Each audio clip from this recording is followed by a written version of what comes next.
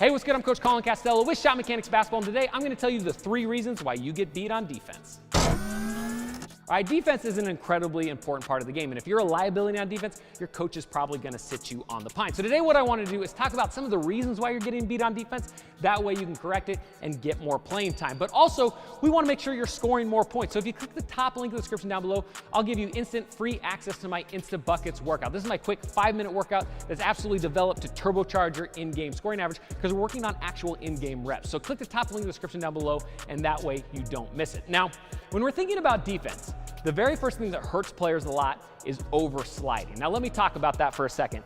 On defense, we're taught most of the time that we need to slide, and we need to slide, right? We've all been to a camper clinic before where we stand in a line and a coach points left and a coach points right, and we all do this, and we all do this, and it's all great, right? That might have worked in the 1950s for everybody, but that's not today's game. Players are too fast, too skilled, too athletic. So the biggest mistake a lot of players make is they overslide. They feel like the only way they can play defense is to slide to stay in front of people. That's not true. To stay in front of people, you need to be able to turn, run, and cut off. Let me say that again. Turn, run, and cut off. So if I'm starting to slide with somebody and it looks like they're starting to go by me, instead of trying to keep it sliding in front of them, if they start to beat me over the edge, I'm going to turn, run, and then try to cut them off and change directions. Right? So the whole key is as soon as you think that you might be getting beat, you've got to beat that offensive player back to a spot. And so if you can turn, run, and cut off, already you're going to be a much more dynamic defensive player because you can move a lot faster on the court. All right, so the next thing that gets a ton of players beat on defense is following the basketball. So most of your work defensively is actually done when your player doesn't actually have the basketball. So what happens all the time is, like, let's say my offensive player's here, they got the basketball, I'm D'ing them up, it's all great. They pass the ball out, right? What most defensive players do, and the reason why a lot of players get beat, is they go, okay, my guy doesn't have it anymore, he's not a threat, and then they just follow the basketball wherever it goes on the paint. And because of that, their offensive players moving, they're cutting, they're screening, they're doing things behind their back, and so the defender has to react in a split second and a lot of time can give up buckets. We see it all the time. Somebody will go to help side, they won't see their man, all of a sudden he cuts up, gets a wide open shot. Or maybe they're looking at the basketball over here, their man backdoors and gets a layup, right? So the key that we always like to talk about is see man and ball. See man and ball. At all times, I want to use my peripheral vision, so I'm keeping an eye on my man and I'm keeping an eye on the basketball. Let's say the basketball's in the complete opposite corner and my man's here.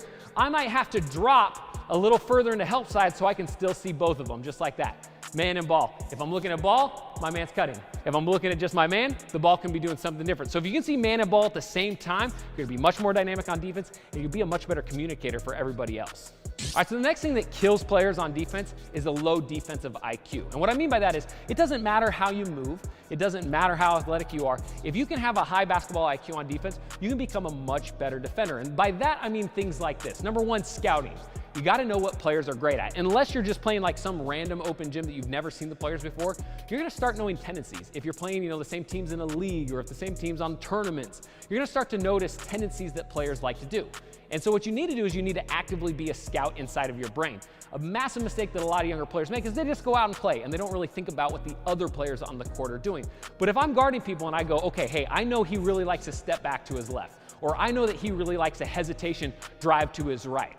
So what you can start doing is you can start building profiles for different players and they become so much easier to guard once you know what they like to do, right? So unless it's just some like random open gym that you've never been to before, that makes it a little bit harder. But for every other scenario, you need to know what players like. Now check this, I was coaching like a little 7th grade team a few months ago and we were playing this other team and they had a really nice little guard who's pretty shifty, could shoot from the outside, right?